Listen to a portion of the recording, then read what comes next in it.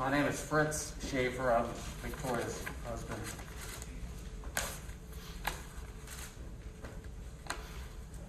I can't imagine what you're going through. That's what people say to me, and how could they? Victoria's death is so tragic, so devastating, and so senseless. It's unimaginable. Whatever I say today is not going to come close to describing how painful this has been for me and for my family. I want to first clarify how we came to this agreement because it was very, very difficult. Victoria was killed on September 2nd. I was told a couple days later that her death could not have been an accident, that somebody must have thrown the log over the cliff. And my comment at the time was, that's just a tragedy on top of a tragedy, because it would ruin the life of whoever threw the log as well. And I then said, unless it's some kind of psychopath who could do this and hurt somebody else this way. It took several excruciating weeks until we were told that they caught the teenagers who did this. And those weeks were very, very tough. Even though we got Crime Stoppers involved and did a press release to try to plead for information, I had discussions with my family that we might never find out who did this. When they were caught, the information we received about these teenagers was very disturbing, such as they showed no remorse at all. They were selling drugs at the high school bathroom and thought they might have been arrested for that. They were members of a gang, and even that they were bragging about what they did, and they had no intention of ever coming forward, turning themselves in. Just to clarify, there was 4 teenagers there that day: Jordan and Jaden and Miranda and AJ, the 2 girls that were there. And from what I understand, a 5th teenager was told about it that night, Bailey. She testified that Jordan told her that me and Jaden threw the log that killed the woman. And what I was told is, when he was asked why he would tell Bailey that, he said, because I thought it would sound more cool. When I heard that, it's made me sick. Because basically what he's saying is, it's more cool to be a killer than to just have witnessed a killing. So I attended the hearings when they were sent to be tried as an adult, and when they were given house arrest. I think the prosecution and the investigators did a good job, and the victim's advocate keeping me informed and telling us what was going on. And we didn't talk about any type of plea deal until I met with Mr. Pearson in February, about 5 months later.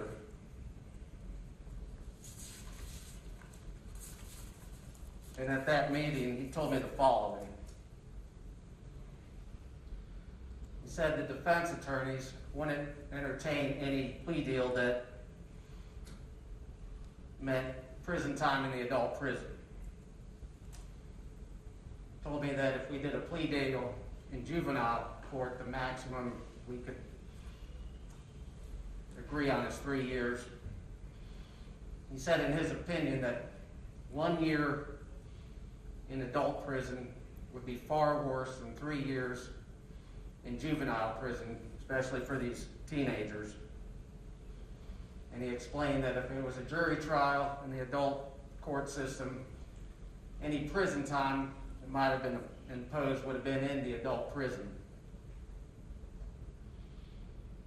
He also told me that after watching the video interviews, he felt these teenagers showed some remorse. And I asked him about that several times, because that was the first time I heard anything positive about these kids. But I wasn't happy. And to be clear, Mr. Pearson wasn't advocating a plea deal. He was just explaining the circumstances. And when I talked to it with my family and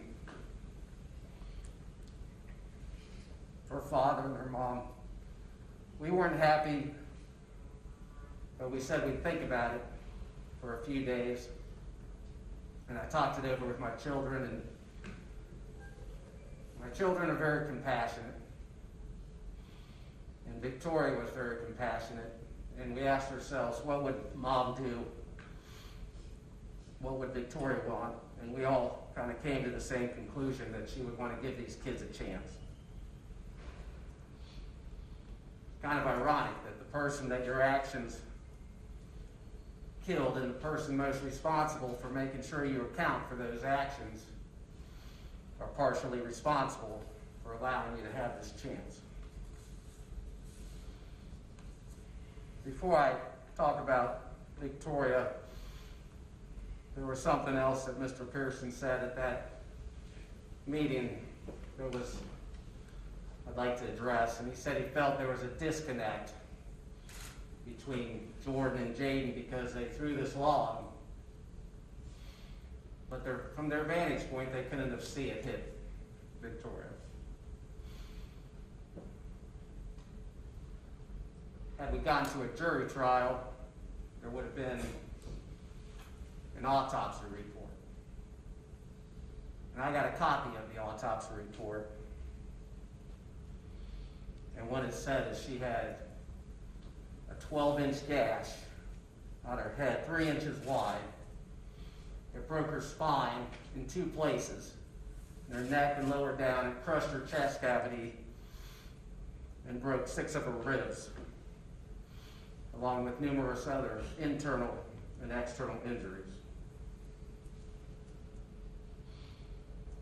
Is this what you were referring to when you said, I hope I can find it in my heart someday to forgive you?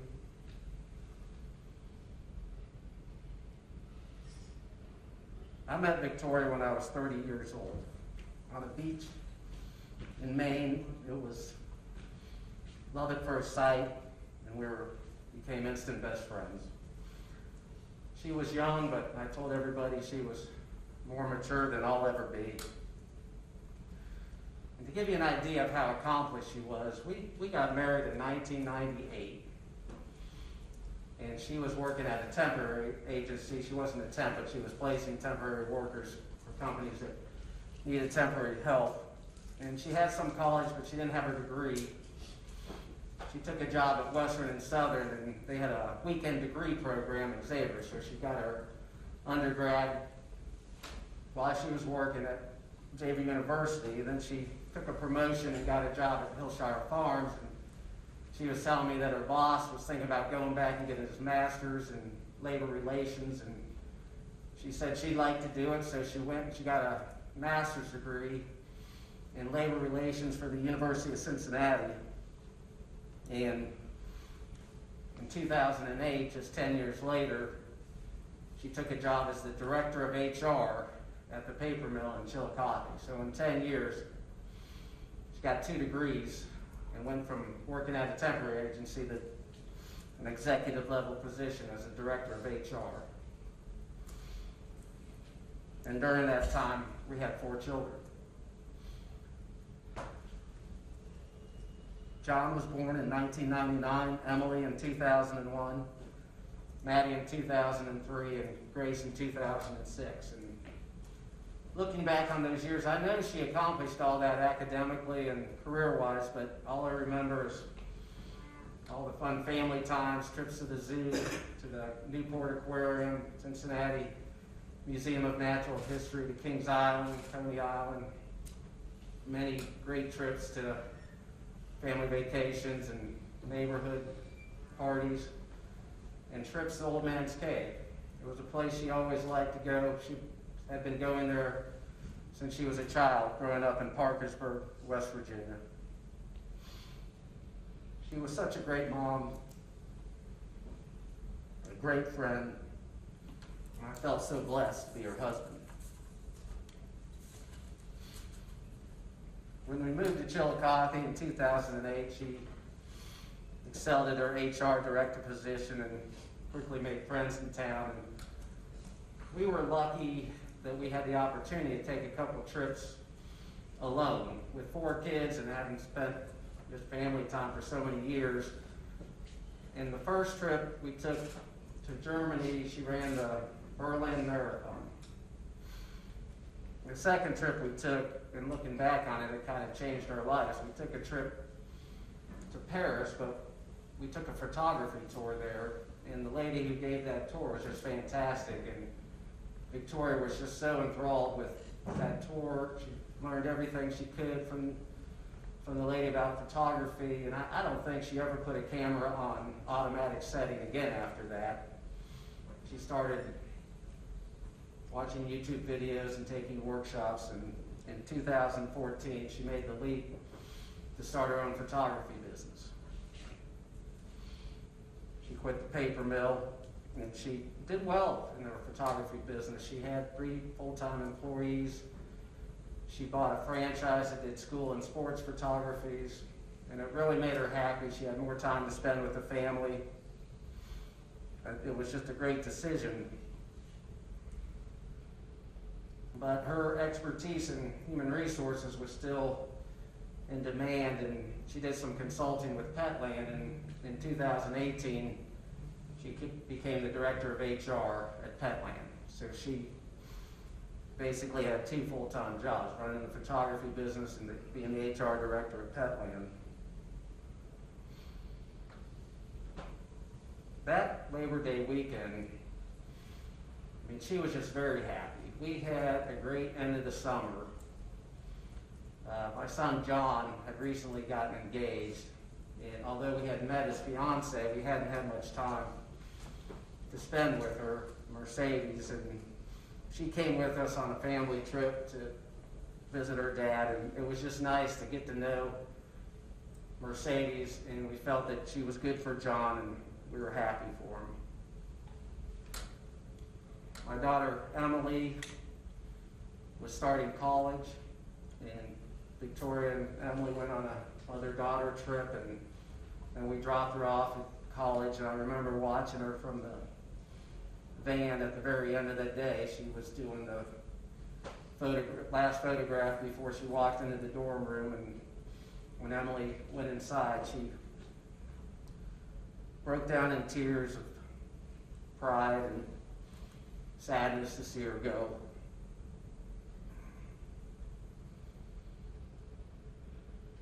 My daughter Maddie did a fundraiser earlier in August. It was a mini triathlon, and it was successful, and we were proud of all the hard work she put into making that thing go. And Victoria was the starter, started everybody else on the race. It was a swim and then a run and then a bike ride, and some of the last pictures we have of Victoria are from that day.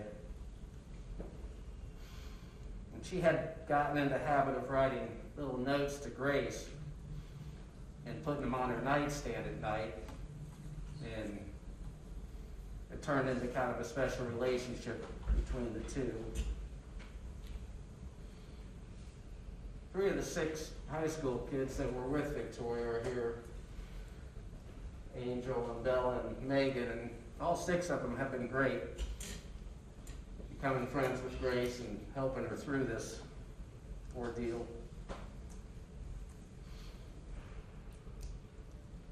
That weekend she was also looking to big things ahead. In September, she had a trip planned to Corpus Christi, Texas. Of the TSS franchises, there was one in Corpus Christi that had a thriving sports and school photography business, and she was going to go learn from him about that side of photography, but he wanted to add family photography, weddings, and high school seniors to his business, so they were going to kind of exchange information. And she was just flattered and excited that somebody wanted to, get her expertise in photography. And at the same time, at Petland, the president had a meeting with the biggest franchise owners and asked them what their biggest issues were. And they were like HR related issues. So we talked to Victoria about setting up a conference to make her team available to these big franchise owners, and she was excited about that as well. She was, I guess the point is, she was truly in the prime of her career in both areas. The night before she died, we were up late. She was editing photos. Monday was a holiday. She was excited to be taking the kids to Old Man Cave, and she had just wrote a note to Grace and put it on her nightstand. And she was lying in my arms, and she told me something she had never told me before. She said that she was the happiest at the end of the day when she was lying in my arms, and that she was looking forward to spending the rest of her life with me. And I realized at that moment I loved her more than ever before. The next night, she was gone. Jordan, in your statement at the last hearing, you mentioned that you hope to live the rest of your life to honor Victoria. That you want to work to see that this doesn't happen again to anybody else. And that you hope that someday I can find it in my heart to forgive you. I hope you do those things because I wouldn't want this to happen to anybody else. And living your life to honor Victoria, I want you to think about maybe living your life to honor your family.